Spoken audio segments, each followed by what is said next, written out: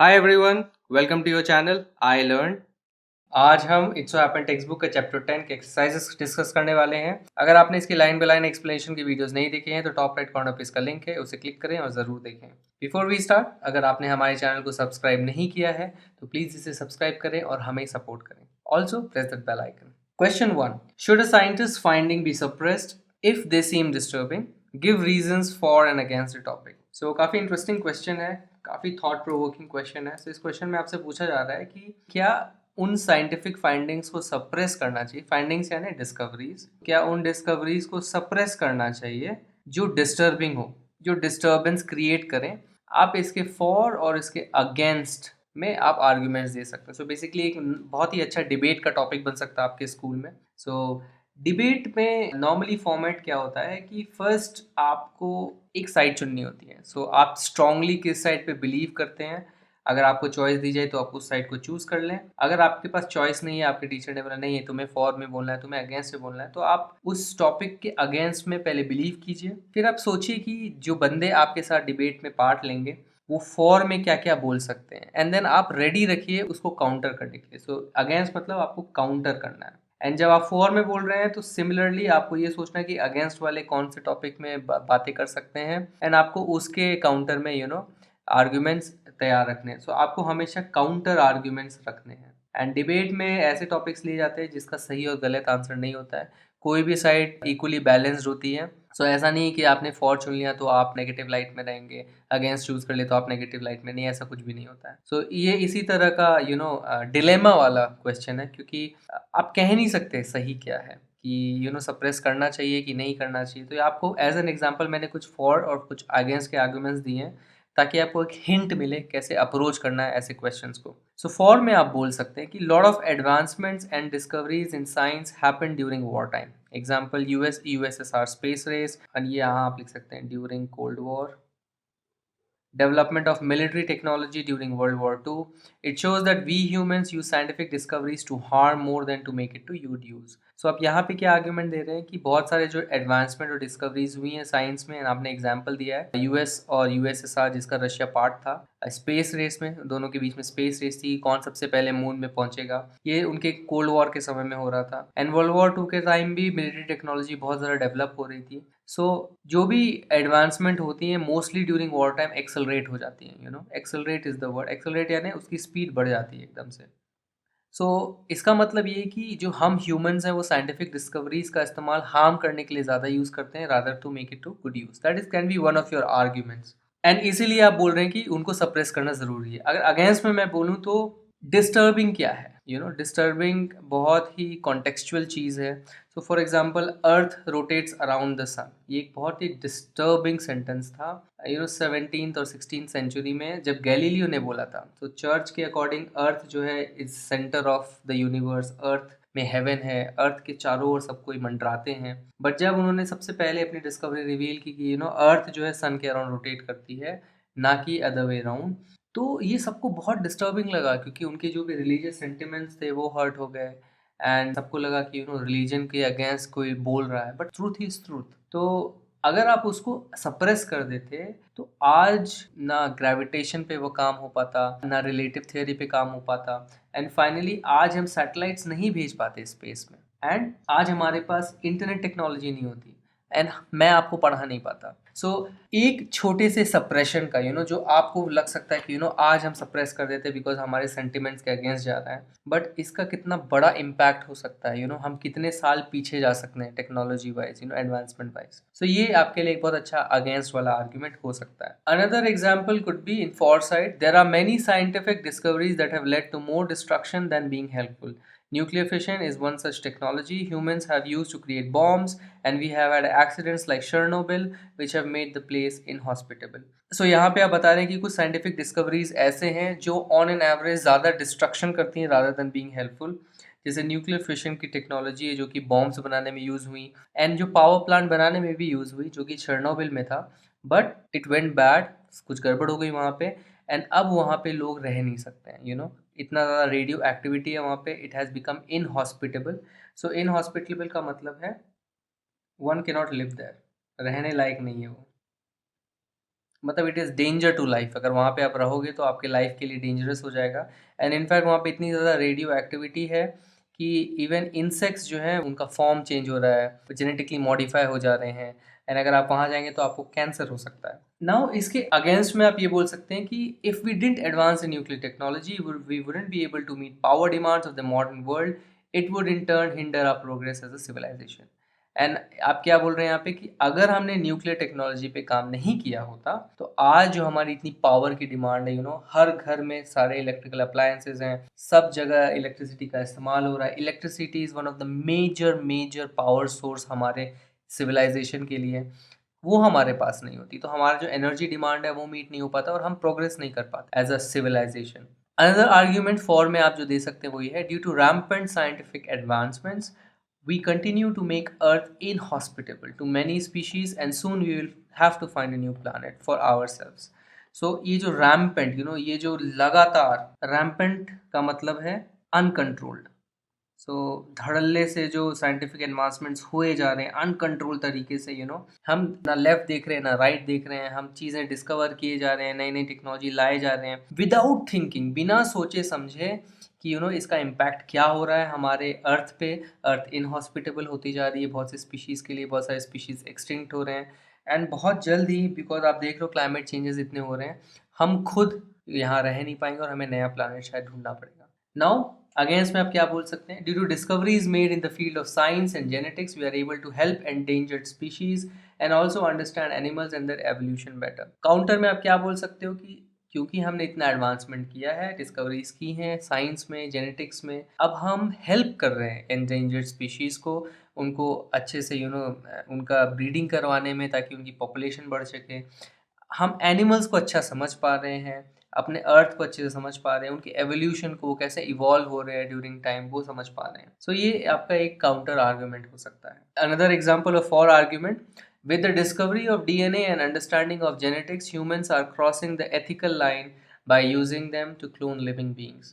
So जब DNA की discovery हुई एंड जब हम जेनेटिक्स को समझ पाए थे कि हमारे अंदर जीन्स होते हैं, इसी तरह से हमारे पेरेंट्स से हमें क्वालिटीज़ मिलती हैं, हम अब एथिकल लाइन क्रॉस कर ले। एथिकल यानी तो आप बोल सकते हो मॉरल, मतलब सही गलत में फ़र्क ना रखते हुए, गलत काम करते हुए, हम गलत काम कर रहे हैं इनकी डिस्कवरी के साथ। क्यों? क्योंकि हम क्लोन कर रहे हैं लिविंग बीइंग्स को। हमने एनिमल्स को क्लोन किया है, बहुत लोग ऐसा सोच रहे थे कि ह्यूमन बीइंग्स को क्लोन किया जाए, एंड इनफैक्ट इस पे बैन लग गया बहुत सी कंट्रीज़ पे जहाँ पे टेक्नोलॉजी अवेलेबल है। सो एंड ऑलरेडी प्लांट्स की क्लोनिंग तो की ही जाती है, जो क्रॉप्स के हैं उनकी क्लोनिंग तो की जाती है। सो प्लांट्स में it is having less impact, but still animals में इसका बहुत बड़ा इम्पैक्ट हो सकता है। एंड इनफैक्ट अगर ये ह्यूमंस पे आ गया तो एक एथिकल लाइन क्रॉस हो जाएगी, मॉरल लाइन क्रॉस हो जाएगी, बिकॉज जिस ह्यूमन बीइंग को आप क्लोन करोगे, क्या आप उसको as a human being identity दोगे या आप उसको एज अ टूल यूज़ करोगे? So there is a big problem there. And हम इन सब चीज़ों के बारे में सोचते नहीं हैं, हम बस एडवांसमेंट करते जाते हैं, हम इसका इम्प्लीकेशन सोचते नहीं हैं। बट इसके अगेंस्ट में आप क्या बोल सकते हैं, with the understanding of DNA we are in a better position to cure genetic disorders in human. अगर मान लो इस DNA के अंडरस्टैंडिंग को हमने सप्रेस कर दिया होता इन सब चीज़ों की वजह से, तो आज हम बहुत से जेनेटिक डिसऑर्डर्स को ठीक नहीं कर पाते। So there are always two sides. So in debate में आपको इतना इफेक्टिवली चीज़ों को बोलना है, ऐसे आर्गूमेंट्स देने हैं, रेडी रहना है कि आपके सामने वाला जो फॉर में बोल रहा है वो क्या बोल सकता है, तो मैं उसके लिए काउंटर आर्गूमेंट तैयार रखता हूँ या रखती हूँ। Do you think ours is a traditional society? What are some of the things we do to be called traditional? Do you find these things interesting or useful? So यहाँ पे आपसे पूछा जा रहा है कि क्या हमारी सोसाइटी, इंडियन सोसाइटी ट्रेडिशनल है? अगर ट्रेडिशनल है तो ऐसे क्या चीज़ें हैं जो हमें ट्रेडिशनल बनाती हैं, एंड क्या आपको ये इंटरेस्टिंग लगती है ये चीज़ें या यूजफुल लगती हैं? So we have a traditional society, we have strong religious beliefs and a cultural heritage which we believe in. We have many rites and rituals that surround us. Our greeting styles, festivals like Diwali and Holi, joint family system, religious fasting are some of the examples of traditions in India. So हमारी traditional society है, हमारे पास strong religious beliefs हैं, बहुत कड़े, बहुत ही मजबूत धार्मिक beliefs हैं, बहुत ही स्ट्रॉन्ग कल्चरल हेरिटेज है, बहुत स्ट्रॉन्ग कल्चर है हमारा जिसमें बिलीव करते हैं। हमारे पास ऐसे बहुत सारे रीतियाँ रिवाज हैं जो हमें घेरे रखती हैं डे टू डे लाइफ में। हमारा ग्रीटिंग स्टाइल फॉर एग्जांपल नमस्ते करने का, हमारे फेस्टिवल जैसे होली दिवाली हो गए, जॉइंट फैमिली में रहने का जो सिस्टम है हमारा, एंड लोग उपवास रखते हैं, फास्टिंग रखते हैं, वो भी एक हमारे ट्रेडिशन का पार्ट है। I find these traditions very interesting because they give unique flavour to our country and add to the experience. So मुझे ये ट्रेडिशंस बहुत इंटरेस्टिंग लगते हैं। आप अपने विचार डाल सकते हैं यहाँ पे, बिकॉज ये हमारी कंट्री को यूनिक फ्लेवर देते हैं। आप किस दुनिया में किसी और कंट्री में चले जाइए, ये सब चीज़ें आपको नहीं मिलेंगी, एंड ये हमारे एक्सपीरियंस को ऐड करता है। So as an Indian, and even जो भी बाहर से आके इंडिया में आते हैं, उनको एक इंडियन एक्सपीरियंस मिलता है, एक डिफरेंट सा एक्सपीरियंस मिलता है। आप इसमें फूड के बारे में बात कर सकते हो कि इंडियन फूड का जो है, जो हेरिटेज है, वो भी बहुत यूनिक है। हम किस तरह का खाना बनाते हैं, किस तरह खाना खाते हैं, स्पाइसेस का इस्तेमाल बहुत यूनिक है इंडिया के लिए। ये भी चीज़ें आप यहाँ पे लिख सकते हैं, एंड ये जो है एक इंडियन एक्सपीरियंस में ऐड करती हैं। However, many customs have unscientific basis and we end up spending a lot of our valuable money and time in them. But बहुत से ऐसे customs है जो बहुत unscientific होते हैं, एंड इसमें हम बहुत वैल्यूएबल मनी और टाइम स्पेंड कर देते हैं। सो फॉर एग्जांपल, आप अपने एक्सपीरियंस से कुछ एग्जांपल्स दे सकते हैं। फॉर एग्जांपल, आप बहुत लोग बोलते हैं कि शनिवार को बाल नहीं कटाना चाहिए या जूते नहीं खरीदने चाहिए, तो उसका कोई साइंटिफिक बेसिस नहीं है।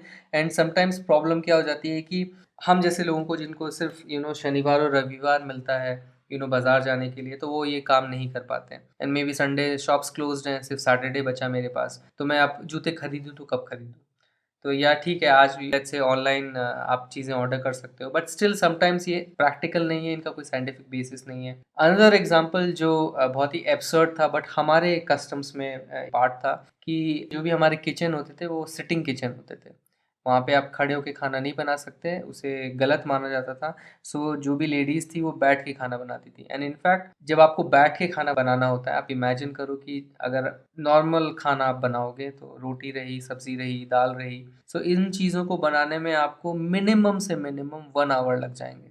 एंड आप इमेजिन करो कि 1 घंटा लगातार इतने अनकंफर्टेबल पोजीशन पे बैठ के खाना बनाना कितना अनहेल्दी है बॉडी के लिए। जब आप खड़े होकर खाना बनाते हो, इनफैक्ट आप घूमते रह सकते हो, इधर उधर घूम सकते हो, आपकी बॉडी में स्ट्रेचिंग होती रहती है, and it is healthier, it is rather healthier, because कभी कभी किचन का माहौल इतना ज़्यादा स्मोकी हो जाता है, तो आप फ्रेश एयर लेने तुरंत जा सकते हैं। बट अगर आप बैठे रहते तो आप स्टक हो जाते हैं। तो ऐसे बहुत सारे ऐसे कस्टम्स हैं जिनकी कोई साइंटिफिक बेसिस नहीं है। आप अपने एग्जाम्पल्स यहाँ पे डाल सकते हैं। Question 3, give 2 or 3 examples to show how science has been useful to us. तो आपको ऐसे 2-3 एग्जाम्पल देने हैं जिसमें साइंस बहुत यूजफुल रहा है हमारे लिए। मैंने आपके लिए एज अ हिंट के तौर पे 3 टॉपिक्स दे दिए हैं, आप इनको इलेबोरेट कर सकते हैं अपनी लैंग्वेज में। सो पहला है internet, definitely very very very useful. Medicine, no doubt about it. And engines, अगर आज इंजन्स नहीं होते तो हम मार्स पे भी नहीं जा पाते। So definitely these 3 are very very important scientific inventions, discoveries, जो भी बोले आप। सो आप इनके बारे में इलेबोरेट करके इस क्वेश्चन का आंसर लिख सकते हैं। Give one example to show how science has been misused and has as a result been harmful to us. आपको इसमें एक एग्जाम्पल देना है जिसमें साइंस का मिसयूज किया गया है एंड एज अ रिजल्ट बहुत हार्मफुल रहा है हमारे लिए। बहुत सारे एग्जाम्पल हैं, मतलब अनगिनत एग्जाम्पल हैं, and one of the worst examples जो मुझे लगता है इस पूरे अर्थ में अगर अवेलेबल है, तो वो है हिरोशिमा और नागासाकी बॉम्ब पे। बिकॉज उस समय first time ever nuclear fission bombs का इस्तेमाल हुआ था, एंड पूरे वर्ल्ड को पता चला कि कैसे अगर आप अपनी लिमिट क्रॉस करके किसी साइंटिफिक डिस्कवरी को ऐसे हार्मफुल चीज़ों के लिए यूज़ करते हैं, तो कितनी बड़ी प्रॉब्लम हो सकती है, कितना गलत है वो। बिकॉज इवन आज तक जो वहाँ पे बच्चे पैदा होते हैं जापान में, इन बेसिकली जो लोग इस पर्टिकुलर बॉम्बिंग से अफेक्टेड थे, उनकी रेडियो एक्टिविटी से आज भी जेनेटिकली डिजेबल्ड लोग पैदा होते हैं, बिकॉज उस रेडियो एक्टिविटी से उनके जीन्स पे असर पड़ा है। So it was not like वो लोग बॉम्ब से जल के मर गए, इवन आज तक उसका इम्पैक्ट है। सो हम कभी कभी सोचते नहीं है, बट बहुत सारे ऐसे टेक्नोलॉजीज है जिसका मिसयूज हुए जा रहा है, हुए जा रहा है, एंड हमारे लिए बहुत हार्मफुल है। सो बॉम्बिंग तो एक बहुत इजी एग्जांपल है, बहुत ही स्ट्रॉन्ग एग्जांपल है। आप दूसरी चीज़ों का भी आप सोच सकते हैं कि और क्या ऐसे एग्जांपल्स हैं आपके डे टू डे लाइफ में। You can talk about maybe smartphones. Smartphones कैसे हार्मफुल है हमारे लिए। There is something called attention deficit, क्योंकि स्पेशली यंग बच्चों में, आपकी जनरेशन के बच्चों में आ रहा है। There is something called attention deficit. अगर आप 5 मिनट का वीडियो देखते हो और 10 मिनट का वीडियो देखते हो, एंड अगर 10 मिनट के वीडियो में ज़्यादा अच्छी इन्फॉर्मेशन है कंपेयर टू 5 मिनट के वीडियो में, स्टिल आप इसको प्रेफर करोगे, बिकॉज आप इतनी अटेंशन दे ही नहीं पाते हो कि आप 10 मिनट तक ये वीडियो देख पाओ। एंड इनफैक्ट अगर आप में से कोई यहाँ तक ये वीडियो देख पाया है एक पूरी सिटिंग में, तो आई कॉन्ग्रेचुलेट यू, शायद आपके पास ये अटेंशन डेफिसिट ये डिसऑर्डर नहीं है, वेरी गुड।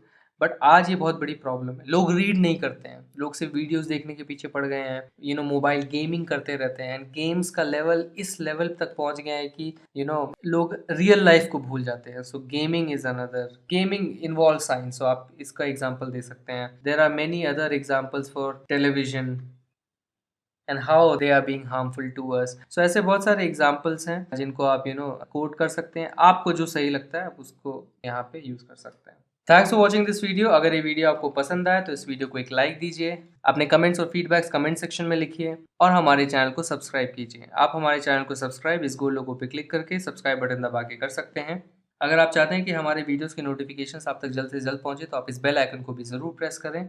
ये वीडियो आपके text book it's so happened का आखिरी वीडियो है, एंड अगर आपने दूसरे चैप्टर्स की वीडियोस नहीं देखे हैं तो आपके लिए प्लेलिस्ट अवेलेबल है, आप उन प्लेलिस्ट में जाके सारे वीडियोस को देख सकते हैं। एंड आई होप ये जो पूरी वीडियो सीरीज थी इट्स सो हैपेंड की, ये आपके लिए यूजफुल रही। You can also explore other subjects on our channel I learn. सो दूसरे सब्जेक्ट्स के लिए स्टे ट्यून्ड। Bye bye.